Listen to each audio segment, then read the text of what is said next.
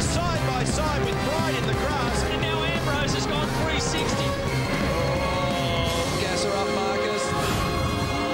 So what's going on here with the HRT cars and tyres? Victory for Marcus Ambrose. 1, 2, 3 for the blue oval. That is one of the worst stewards' decisions I have ever seen. This will be contact. What a performance from Greg Murphy. Ambrose buys in as well. This is a great scrap. Murphy hung out to dry. Where to go but to collect the side escaping forward. Oh, and someone's been turned around. It's Engel. This was the year. Second escape. Marcus Ambrose, a historic victory. Has he got him after turn 4? He's got him. The enforcer returns to the top of the podium. The new championship leader, Marcus Ambrose, gets his 5th win of the season. It's like an ice skating weekend there, I tell you what. He locked up the rear brakes. And there's damage to the rear wing of Murphy's car as well. It just gets worse and worse for the KMRT here. How long can Scape hold him out? Oh, that's good. Mark Scape and Tom Kelly turn the tide. And he is going straight to pole position for the Bob Jane T-March 1000 Murphy.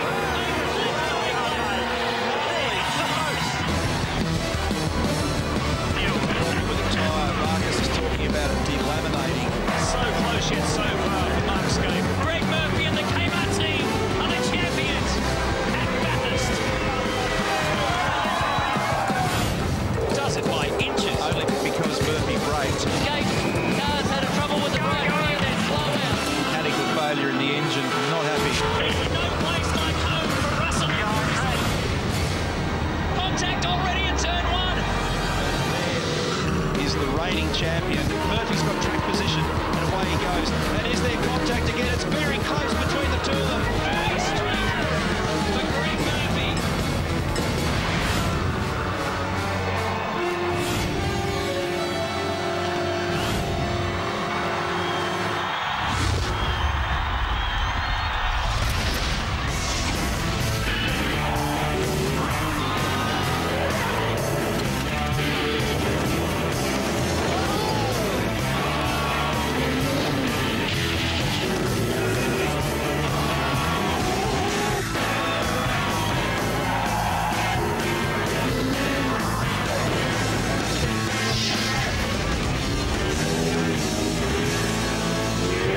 After 4,300 kilometres of racing, the V8 Supercar world is shrinking. Zooming in on this circuit in Western Sydney. Eastern Creek hosting its 2nd round this year, but they are 2 totally different rounds. And this is the biggest one of all. Hello, I'm Bill Woods. Welcome to Pit Lane. This is the first time this circuit hosted the final round of the V8 Supercar Championship, an historic occasion in many ways. 3 drivers, of course, in contention. They're all very close in the championship points, and a massive crowd has turned up as well. Let's have a look at what's in store. 3 into 2 won't go. Scape, Murphy, Ambrose.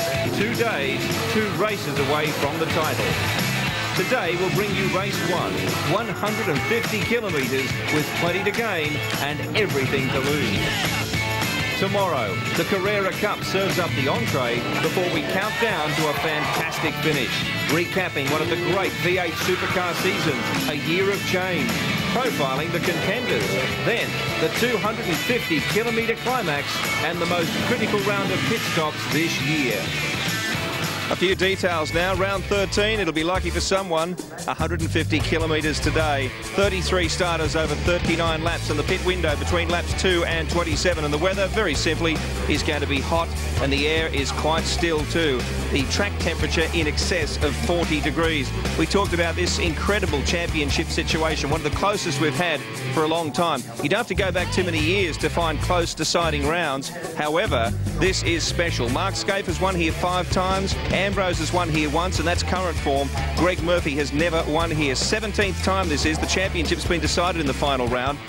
14 of the 16 previous times the driver leading the championship going into that round has gone on to win the title. So it looks pretty good for Marcos Ambrose, but there are so many other factors involved, not the least of which is this extraordinary qualifying system, and for that our chief commentators, Matthew White and Neil Crompton. Well, Billy, extraordinary is a good word. Interesting experiment is probably another phrase that we could use. It wasn't a top 10 shootout, folks. It was a top 33 shootout. The entire field randomly selected by the crowd, and out they went. It was kind of a novelty, but it was a very, very important session because qualifying was always going to be so important here. Well, it totally changed the rhythm of this race meeting and even impacted the way things were done yesterday with the way people used the 3 tyre sets that were allocated. But we have certainly found a spot in the Guinness Book of Records for the world's longest shootout, Matty. And at the end of all that, what we did get was a pole position lap from Mark Scaife that was quite extraordinary around here. That was really good stuff. I mean, Murph's lap at Bathurst this year was obviously the best, but this was right up there with him. Well, particularly as it was at a moment when it really counted. Mark needed to stitch together the perfect lap. He needed to work with Robbie to make sure that the car worked. He had a good session yesterday in the first session, but in the afternoon he kind of went away a little bit with the car, made a mistake with the setup, but they got it back perfectly today in ideal conditions, and it was really beautifully done. I was super impressed by the way in which he took turn 1 here. He was so deep into one, the car was on the rev limit of 7,500 revs. He made the apex, which was impressive, but then on the exit, we saw it in replay earlier in the day, he had just fractions of rubber left before he ran completely out of road, and I thought that was impressive. It was a classic Ford versus Holden battle. I mean, the whole way, you should have heard the crowd. They were just going off, not simply because their man got on the top, but it was really, oh, I saw a blue chip up there, now I see a red chip up there, and at the end of it all, there's 2 red chips on the front row of the grid, if I can put it that way. Holden Racing Team 1 and 2. And poor old Greg Murphy, he had to sit there and wait. He was about midfield out of it. He had to sit there and wait after one little mistake cost him so dearly. Well, the car wasn't pretty for the majority of the lap, Matthew, and in fact it's not been a good car all weekend. And this last corner here, turn 12, when he came back onto the straight, he booted it up, the thing cranked sideways with oversteer, and then it also sat on the rev limiter briefly in 3rd gear before he could grab 4th. In a game where 1/10 of a second means everything, he lost a lot of time there. And he had to stand by and just watch his name literally drop further and further down the list, and when you're fighting for the championship, that's not a good thing to be watching. Let's take a look at how this works. Mark Scaife will start from pole position. That is the 4th time he's been on pole here at Eastern Creek, the 31st pole position of his career. Todd Kelly pulled that lap literally out of nowhere to make it an all HRT front row. I mentioned those red and blue chips. Look at that. Marcos Ambrose qualifying in 4th position. He's got help from Craig Lowndes and Max Wilson from the Ford department, but it's a very, very fascinating top 10. Mark Scaife collects the Munro Pole Award, $5,000 for the day. That's 3 pole positions for 2003 for Scaife, and it really was an extraordinary lap. What it does set up is quite a fascinating start to this race. We'll get some news now from here in pit lane with Grant Kenny. Grant? Well, spare a thought for Stone Brothers Racing, and in particular Marcos Ambrose. Here they are, and I think it typifies what it's like under pressure in modern day sport. Championship leaders watching their lead slowly get eaten away as they come to the closing rounds of the season. They take both cars out to Willowbank in Queensland on Monday this week for a session of testing. Found that they dialed them slowly away from the form they had early in the season. Made a lot of changes, were very happy with how they left there. Came here to Eastern Creek, and yesterday were on top of both of the timed sessions. This morning, though, as Matty just said, 4th place. A little bit disappointing on the surface, but just speaking to the guys, they're pretty comfortable with that. And let's think about it. They do have the most pressure of any team here this weekend. Greg Rust? Greg Murphy has finished on the podium at the last 4 races. Wins at Bathurst and at home in New Zealand have given the Kmart team enormous confidence in their VY Commodore, but the smiles have turned upside down at a critical time. They have a real handling imbalance in this car right now, and they are chasing solutions for it. In fact, it's been quite aggressive on its tyres since the opening practice session, and they are really struggling for grip or power down. They have made one last suspension change to the Kmart Commodore, but there is no time left to test it. Only the race will tell if it's worked. Well, HRT, this team here behind me, arrived here this weekend with some great speed as far as performance goes, with this team qualifying 1-2. Mark Scaife early in the season, you remember, had probably a bad weekend in form as far as wheels. When I spoke to the team and asked them what the problem was that earlier in the season with their rims, it was the change in the cars. We remember they all went, and Mulholland made the change from McPherson's strut to the double wishbone. There was a problem with that, the tension in the nuts. They've sorted that, and as we've proven here already, they've got some terrific speed, and he's after that championship. We're ready in the pits, we're ready on the track. After the break, we'll learn a little more about the contenders in 2003. the umpire. What you say, what you say, what you say,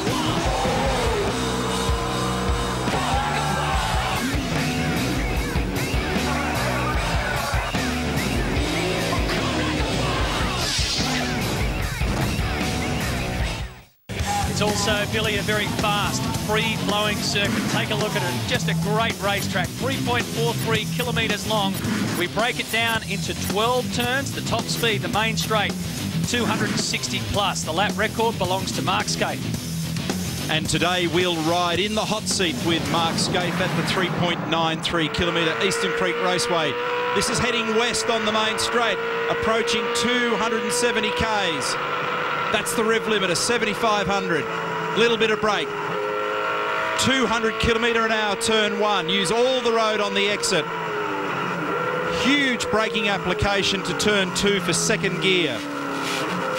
Just over 70 k's. To third, short shift to fourth. Watching for oversteer here. Long right-hander accelerating over the hump. Car jumps off the road onto the rev limiter. Third gear. Turn four. Big camber change in the track. 5. Delay the throttle. Using the concrete verges. 4th gear. Back to 3rd. This is the run to what they call Corporate Hill. Now starting to point north. A little bit of a bump on the turn-in which upsets the car. Ripple strip on the left. Use all the exit space. Turn 9, 2nd gear. Patience with the throttle. Again, use the concrete verge.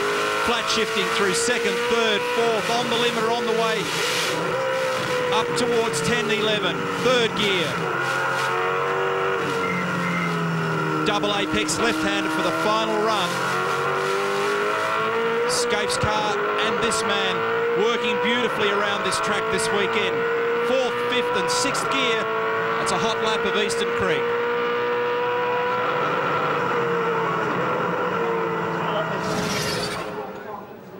Now let's get set for a few more laps here. The drivers are starting to line up on the grid.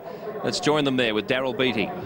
Marcus, you've had great speed throughout practice. You've got a couple of Holdens in front of you. Do you think you got the speed for the win, or are you going for the points? I think we've got plenty of car speed. There's no doubt about that. The qualifying session format didn't really suit our draw. You know, I think the track was quite slippery when we were out there. So I'm confident we can get a really good race. But yeah, we're going to go for the win. There's no doubt. But we're going to have to play it reasonably safe too. These 3 Holdens around me are going to make it pretty tough for him, I'm sure. Difficult start here too. There's an incline down here. I'll see you line up some tape there to get it all right. Yeah, so it's one of our standard deals. You want to get close to the line as you can without going over the mark. You know, it's very important every centimetre. Thanks, Marcus. Yeah, thanks, Daryl. Well, Greg Murphy, have those last-minute changes worked in your favour? Could you tell on the outlap, was the car any better? I don't really know, Rusty. It's pretty hard to tell, but, you know, we've made some changes to the car, not really knowing what it's going to do, so we'll just see what happens. But it's a little bit disappointing being this far back, you know, for the fans. You know, everyone's built this up to be a big challenge, and, you know, we're a little bit too far back at the moment to be able to do much about it, so it's a bit of a shame. Good luck, Murph. Thanks. Well, Mark Skaife, a championship chance, I suppose this is the place to be if you're going to have a chance. It certainly is, Grant. I mean, it's one of those things that we can't do much about. You know, whatever happens with Ambrose and Murphy, we just need to go and do our best and see what happens. So far, the car's been fantastic, and you know, touch wood, cross fingers. You know, we're half a chance. The lap this morning was a sensational one, but I guess it's a long way to go this weekend. Yeah, I mean, that was sort of part one. There's 2 more pretty big parts to go, and this is the next one. Good luck, mate. Thanks, mate.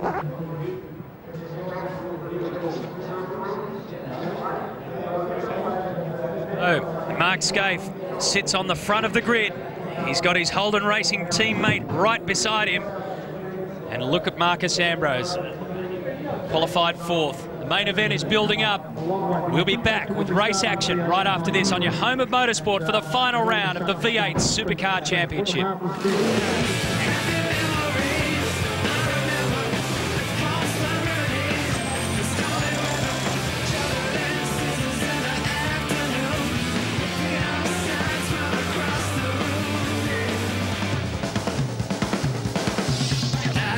One, two, So much at stake, so much on the line this weekend at Eastern Creek. No question the temperature's rising, so too is the pressure. There's Russell Ingall. A warm-up lap for the first 150 kilometres of the weekend. Mark Scaife will start from pole position as we take you through the starting grid. Scaife and Kelly on the front row, Bright and Ambrose on the second row. Lowndes, Max Wilson, Stephen Richards and Glenn Seaton take us down to 8th. Paul Radicic qualified 9th. David Bernard with his best qualifier of the year. Mark Larkham in his final round for full-time driving in the V8 Supercar Championship. Stephen Johnson qualified in 12th. In 13th, the Sydney-based Lansvale Racing team of Cameron McConville. Then Greg Murphy, 2nd in the championship, 14th on the grid. Now the temperature is certainly rising out there at the moment in terms of the track and ambient. That's going to be a factor this afternoon. It'll play havoc with some of these guys toward the end of the 150 Ks. Looking down through the grid, Bargwana, Jason Richards, John Bowe was disappointed with his run. Jamie Whincup down in 24th. Dumbrell, Canto, Baird, Paul Morris, it's 28th. Mark Noske, Brad Jones, David Krause, Anthony Tratt in 32. David Thexton did not qualify, so we were to have 33 starters. We now have 32. David Thexton, by the way, missed out by 9/100ths of a second in the cutoff. All our onboard cameras are in position and ready to take you for a rumble around Eastern Creek. We'll be on board with Stephen Johnson. You saw earlier Stephen Ellery. There's the enforcer. He's got a big job ahead of him. Can he work his way up through the field and protect his teammate? What about Stephen Richards? Flying the Holden flag. Richo from position number 7. Staring down this long straight. As Darryl mentioned to Marcus, there's a slope, you can see it. It's so fast when they're flying down there, but here we go. The countdown is on. Scaife and Kelly. The gloves are off, and it's game on for the main event. Scaife, a beauty. He flies down to turn 1. And look at Ambrose. He's already rounded up Todd Kelly, and Ambrose goes from 4th to 2nd in a flash. Well, that's the dream start for Marcus Ambrose, to put himself in a position to be in touch with Mark Scaife on the way to turn 2. So that wall of Holdens has thinned considerably as they head down for one of the tightest bits of road, where 3 wide is the order of the day. That was the one that Marcus and Mark and Murph all had to get through cleanly. Turn 2 is where you can really get bashed about, but no dramas for the contenders. What about the start from Marcus Ambrose? He's right up now behind Mark Scaife. There's Rick Kelly. Remember, Greg Murphy started from 14th position. We'll see where he ends up after the first lap. Mark Scaife has been adjudged to have crept at the start and will take a drive-through penalty. Let's have a look and see whether he does in fact flinch. He was nudging. So it's going to be game over for Mark Scaife. We don't see the lights obviously with the replay, but race control has called that Scaife must take a drive-through penalty. He was nudging properly. I saw him nudging, but I thought he waited and then fired off. Oh, there's trouble down the back. That's one of the Team Dynamic cars of Simon Wills, car 44. Big mess. So drama already. Mark Scaife has been called in to do a drive-through penalty for jump starting. And what about that for Marcus Ambrose? Puts him even more in the box seat to wrap up his first ever championship. And Scaife has not yet responded on the radio. Standing lap time for Mark was 1 minute 40.05, and it's Ellery, Simon Wills. I think Brad Jones was mixed up in this as well. No, he just had to take evasive action and go round the long way. Well, waiting to hear the comeback from Mark Scaife. And there is Stephen Ellery in a cloud of dust. He's gone deep and hard and heavy. Way off. Yeah, way out the exit of turn 1. So he's managed to somehow end up down there between the 2 large sand dunes. I went off at turn 1. Okay, Steve, I've just boys are just coming back to tell me about the rear of it. There's not too much wrong with the front of it. The rear of it's just spewing out pebbles now as he rejoins the track. This is what happened to Stephen Ellery. He's looped it down there somewhere and managed to go straight through the edge of the gravel trap and lightly buried into the tyres. Meanwhile, will Scaife come in this lap? Does he take the drive through as he makes the approach?